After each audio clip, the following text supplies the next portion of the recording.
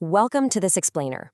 Today, we're kicking off our Engineering Principles series by unpacking a truly foundational concept.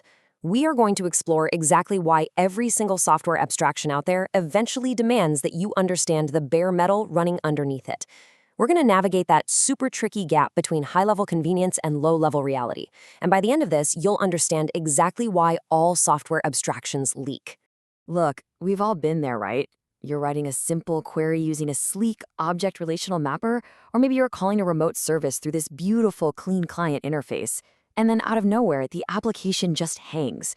Or worse, it throws a totally cryptic memory error from code that looks perfectly clean. After hours of agonizing debugging, you suddenly find yourself digging through SQL execution plans, or analyzing network packet retries, or just staring at OS-level page faults. It is incredibly frustrating. But here's the secret. These moments are not just random bad luck. They are actually the inevitable friction of a fundamental rule of software engineering. First coined by Joel Spolsky back in 2002, the Law of Leaky Abstractions states that all non-trivial abstractions, to some degree, are leaky. This concept perfectly explains why our high-level tools save us immense amounts of time, but can never, ever completely insulate us from the lower-level systems they're designed to hide. Okay, let's dive into this. Before we talk about the leaks themselves, we need to define what we're actually building. Simply put, an abstraction is a simplified model of a much more complex underlying system. It really exists for one primary reason: to reduce our cognitive load as developers.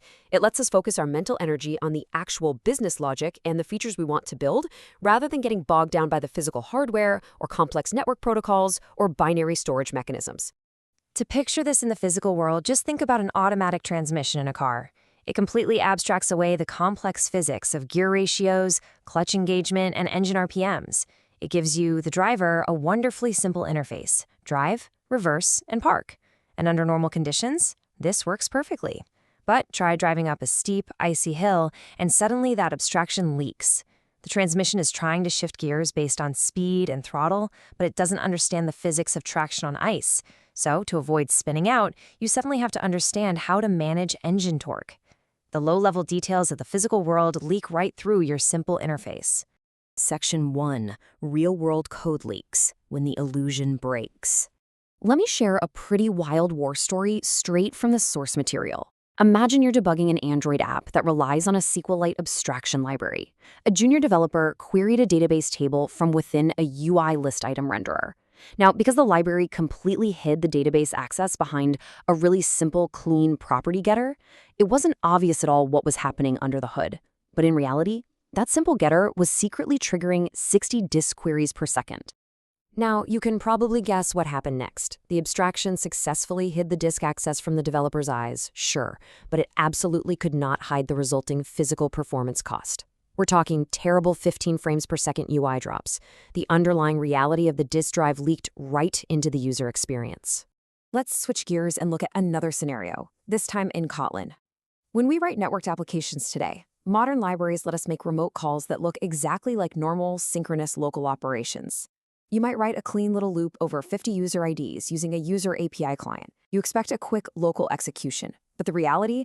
That code is triggering 50 sequential HTTP requests. If each one takes just 100 milliseconds, you've suddenly introduced a massive 5-second dashboard lag, and a single network hiccup crashes the whole thing. The remote network reality just totally leaks right through our clean abstraction. To fix this, you actually have to acknowledge the leak and explicitly design your API for batching. And hey, this isn't just a high-level networking problem. Let's see how this manifests in C++, which is a classic source of developer tears.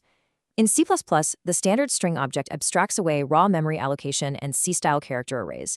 You expect to just cleanly append strings like hello and world using a plus sign. But here is the leak. C++ string literals are actually just raw C-style arrays under the hood, and they decay into pointers. Since C++ doesn't let you add two pointers together, you get a nasty compiler error. Suddenly, the underlying C heritage leaks right through, forcing you to manage raw pointers just to fix a seemingly simple string addition. The crazy thing is, these leaks show up literally everywhere across our stack. Take virtual address space, for instance. The OS tries to tell us memory is just an infinite pool of bytes, but physical pages and CPU cache misses leak through when you iterate massive 2D arrays the wrong way. In network file systems, remote files look local, but latency and connection spikes leak through, completely blocking your read operations. And in SQL and ORMs, you query with regular objects, but that notorious N+1 query issue leaks through, silently overloading your database server.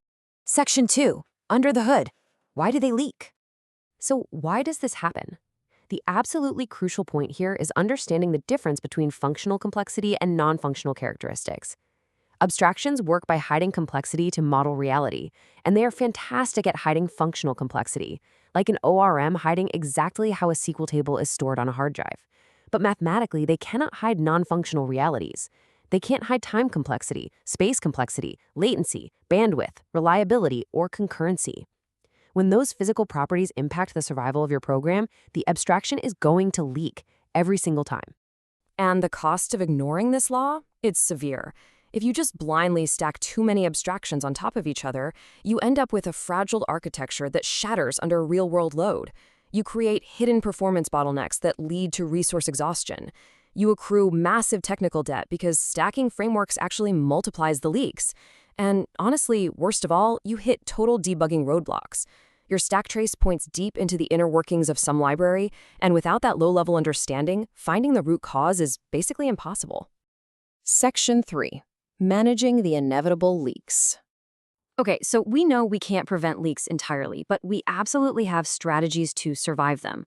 The source material outlines 4 key mitigation steps. Step 1, reduce leakiness by improving upfront library design to protect your team from common errors. Step 2, provide escape hatches. Step 3, simplify the stack by stripping out unnecessary framework wrappers. And Step 4, educate the team on the low-level reality. Now, obviously, there's no free lunch here. Each of these solutions comes with a trade-off. Reducing leakiness means much higher upfront design costs.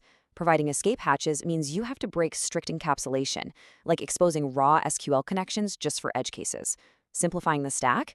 Well, that means you have to accept a bit more boilerplate code in the short term. And educating the team requires continuous time and effort. But it is mandatory. You should never let a team use a tool unless they have at least a basic understanding of the raw layer it's actually hiding. When we look at the practical impact of this principle, it scores a massive 8.6 out of 10. It applies equally to mobile, back-end, embedded, and even machine learning systems. It forces us as developers to maintain 2 separate mental models, the high-level API we're using and the physical hardware humming underneath. But here's the payoff. Codebases built with leak awareness are incredibly resilient, stable, and highly performant. To wrap up this explainer, I really want to leave you with a thought. The law of leaky abstractions is not an argument against abstractions, not at all. We absolutely need them to build software at a modern scale, but they require a healthy dose of skepticism. Abstractions are essential for productivity, but can you ever truly trust a tool to do your thinking for you? Keep that in mind the next time you type npm install or add a shiny new framework to your stack. Thanks so much for joining me to unpack this source material. In our next explainer, we'll dive into Conway's Law to see how your very own team structures are secretly shaping your codebase. See you then!